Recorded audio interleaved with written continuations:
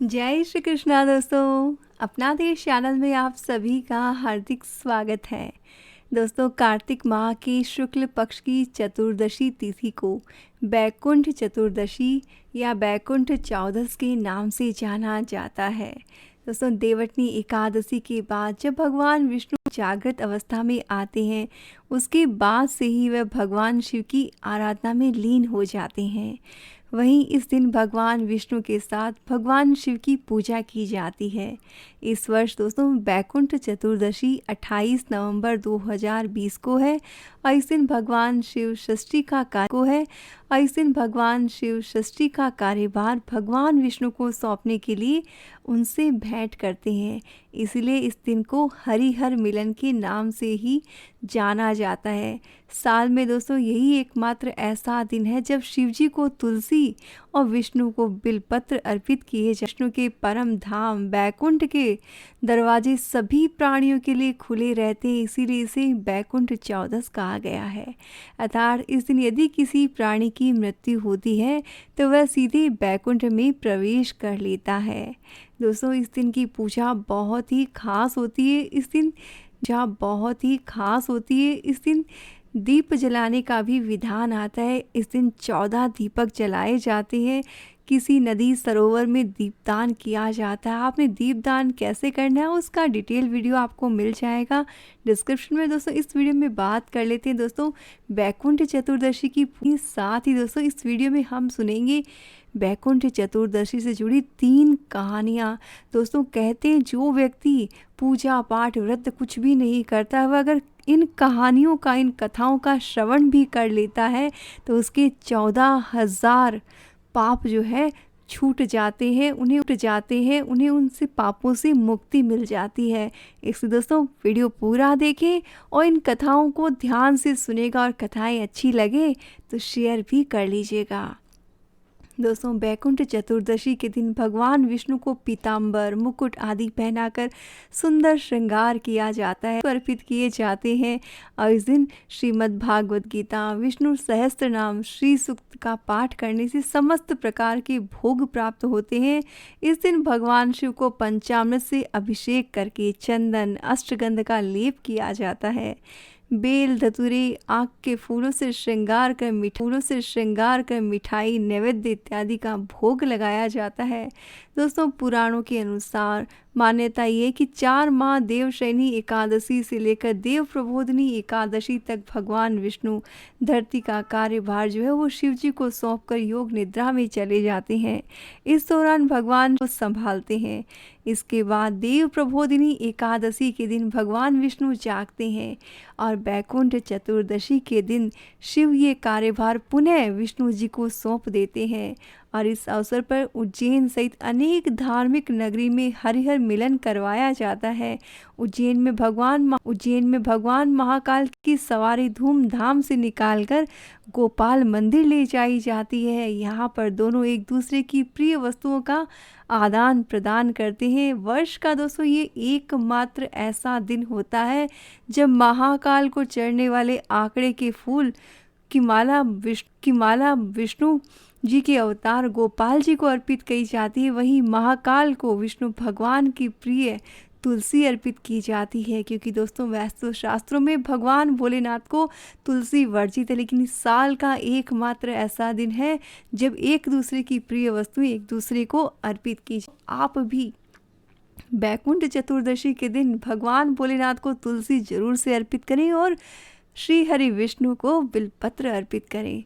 दोस्तों, ये बैकुंठ चतुर्दशी जो है ये शुरू हो जाएगी 28 नवंबर को सुबह 10:21 से, जो ख़त्म होगी 29 नवंबर को 12:47 पे। और दोस्तों, बैकुंठ चतुर्दशी की जो पूजा का समय है वो निश्चित काल मध्य रात्रि में किया जाता है।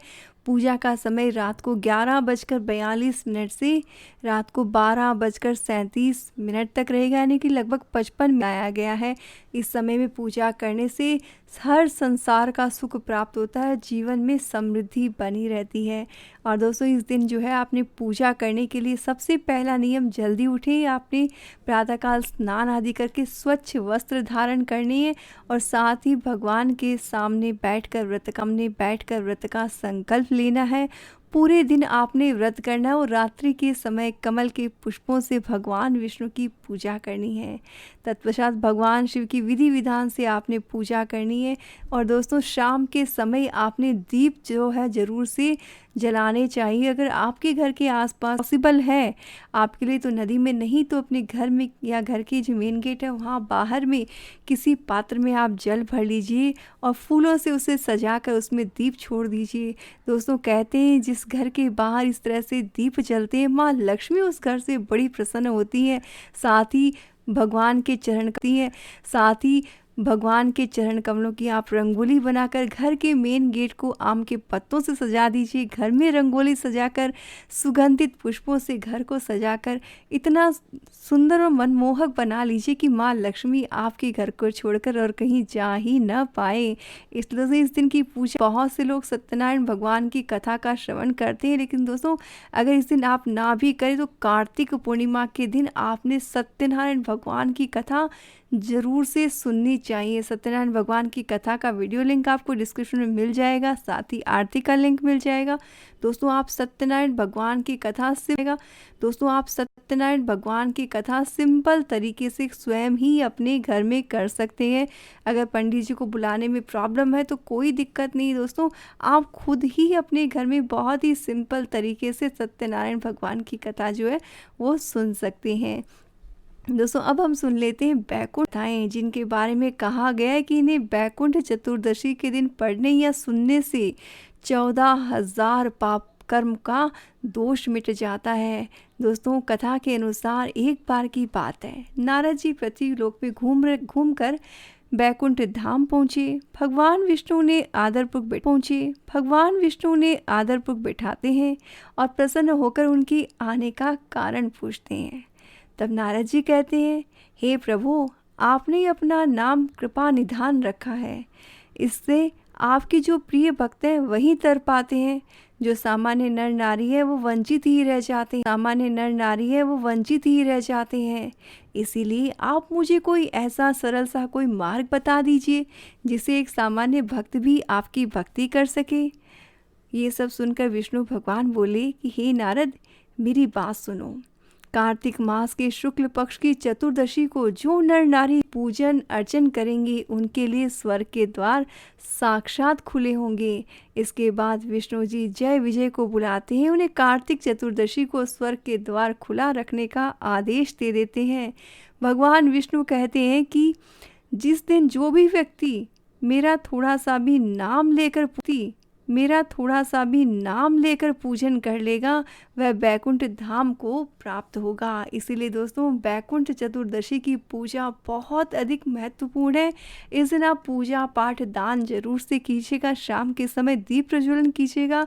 जितना हो सके श्री हरि विष्णु के नाम का जयकार उसे लगाए। श्री हरि विष्णु के नाम का जयकारा लगाने से माँ लक्ष्मी अत्यधिक प्रसन्न होती हैं। दोस्तों आप सुन लेते हैं बैकुंठ चतुर्दशी की अगली कहानी। दोस्तों पौराणिक मान्यता के अनुसार एक बार भगवान विष्णु देवाधिदेव महादेव का पूजन करने के लिए काशी आए। वहाँ मणिका घाट पर स्नान करके उन्होंने 1000 स्वर्ण कमल पुष्पों से भगवान विष्णुनाथ का पूजन करने का संकल्प लिया। और अभिषेक के बाद जब वे पूजन करने लगे तो शिवजी ने उनकी भक्ति की परीक्षा के उद्देश्य से एक कमल को छुपा लिया। अब भगवान श्री पूजन करने शुरू कर लिए। 1000 कमल पुष्प चढ़ाने थे उनको, लेकिन जैसे ही पूजा वो करने लगे तो उन्होंने देखा कि पूजा में तो एक पुष्प जो है वो कम है। ये देख उन्होंने सोचा कि इस तरह तो मैंने संकल्प लिया और मेरे संकल्प लिए की पूजा अधूरी रह जाएगी। तो उन्हें याद आया कि उनकी माँ उन्हें कहती कि तुम तो कमल नयन हो, तुम्हारे नेत्र तो कमल के समान है। और यही सोचकर उन्होंने एक कमल के स्थान पर अपनी एक आँख भगवान भोलेनाथ को अर्पित करने का सोचा। और क्योंकि उन्हें कमल नयन या पुंडरीकाक्ष कहे जाने के पीछे दोस्तों यही एक वजह है। और दोस्तों यही विचार कर जब भगवान विष्णु अपनी एक कमल के समान आँख चढ़ाने को उद्यत होते हैं, उसी समय दोस्तों भगवान श्री भोलेनाथ उनकी इस अगाध भक्ति को देखकर प्रसन्न हो जाते हैं और देवादिदेव महादेव तुरंत ही प्रकट होकर बोले, हे विष्णु, तुम्हारे समान संसार में मेरा कोई दूसरा भक्त हो ही नहीं सकता। आज की ये कार्तिक शुक्ल चतुर्दशी अब से बैकुंठ चतुर्दशी के नाम से जानी जाएगी और इस दिन व्रत पूर्वक जो पहले आपका पूजन करेगा उसे बैकुंठ लोक की प्राप्ति होगी। और भगवान शिव ने ऋषि को करोड़ों सूर्यों की भांति कांति के समान वाला सूर्य सुदर्शन चक्र विष्णु जी को प्रदान किया। और शिव जी तथा विष्णु जी कहते हैं कि इस दिन स्वर्ग के द्वार जो है वो सभी लोगों के लिए खुले रहेंगे। मृत्युलोक में रहने वाला कोई भी व्यक्ति जो इसका व्रत करेगा वह अपना स्थान बैकुंठ धाम में सुनिश्चित कर लेगा, जो इस दिन की पूजा और व्रत करेगा। और इसी पूजा के फलस्वरूप भगवान भोलेनाथ ने भगवान विष्णु को सुदर्शन चक्र प्रदान किया था। दोस्तों ये बहुत ही खास दिन है, ये मौका आपने बिल्कुल भी नहीं गंवाना चाहिए। इस दिन आपने व्रनी है। दोस्तों आप सुन लेते हैं इस दिन की एक तीसरी कथा। ये कथा है एक ब्राह्मण की। धनेश्वर नाम का एक ब्राह्मण था जो बहुत ही बुरे काम किया करता था और उसके ऊपर कई पाप उसके किए हुए थे। एक दिन वह गोदावरी नदी में स्नान करने के लिए गया। उस दिन बैकुंठ चतुर्दशी थी। कई भक्तजन उस दिन पूजन अर्चन कर गोदावरी घाट पर आए हुए थे और उस भीड़ में धनेश्वर भी उनके साथ हो लिया। इस प्रकार उन श्रद्धालुओं के स्पर्श मात्र से धनेश्वर का जो शरीर था वो पुण्यमयी आत्मा में बदल गया, यानी कि उसके पाप कर्म जो शारीरिक और दोस्तों उसके स्नान करने से और श्रद्धालुओं के शरीर का स्पर्श करने मात्र से उसके सारे पाप कर्म कट गए। और जब उसकी मृत्यु हुई तब उसे यमराज लेकर गए नरक में। तब भगवान विष्णु ने कहा कि ये बहुत पापी है, परंतु इसने बैकुंठ चतुर्दशी के दिन गोदावरी में स्नान किया है। श्रद्धालुओं के पुण्य के कारण इसके सारे पाप नष्ट हो गए हैं, इसीलिए ये बैकुंठ धाम का उत्तराधिकारी हो गया है। इसे नरक नहीं, इसे स्वर्गलोक की प्राप्ति होगी। और इस तरह से धनेश्वर को बैकुंठ धाम की प्राप्ति हुई। दोस्तों इस दिन स्नान करने से पूजन कर्म करने से बड़े पाप से भी छुटकारा मिल जाता है और हम इंसान जाने अनजाने कई पाप कर ही लेते हैं। तो ये मौका हमें छोड़ना नहीं है दोस्तों। अगर नदी में जाकर स्नान करना पॉसिबल नहीं हो तो किसी पवित्र नदी का जल घर के पानी में आप मिक्स कर का नाम आप सुमिरन करके स्नान कर लीजिए। इससे भी श्री हरि विष्णु और भोलेनाथ दोनों ही प्रसन्न हो जाते हैं। दोस्तों कर लीजिए काम और साथ ही पूजा और दीप प्रज्वलन के लिए आप डिस्क्रिप्शन में दिए गए वीडियोस देख सकते हैं। साथ ही दोस्तों आप कार्तिक पूर्णिमा के दिन भगवान श्री सत्यनारायण की कथा का श्रवण जरूर से कीजिएगा। और दोस्तों इस वीडियो की इन्फॉर्मेशन अगर आपको अच्छी लगी हो तो कमेंट में ज़रूर से लिखिएगा ओम नमो भगवते वासुदेवाय। चैनल से जुड़े रहिए और चैनल को सपोर्ट करने के लिए शेयर, सब्सक्राइब और बेल आइकन प्रेस करना ना भूलें। जय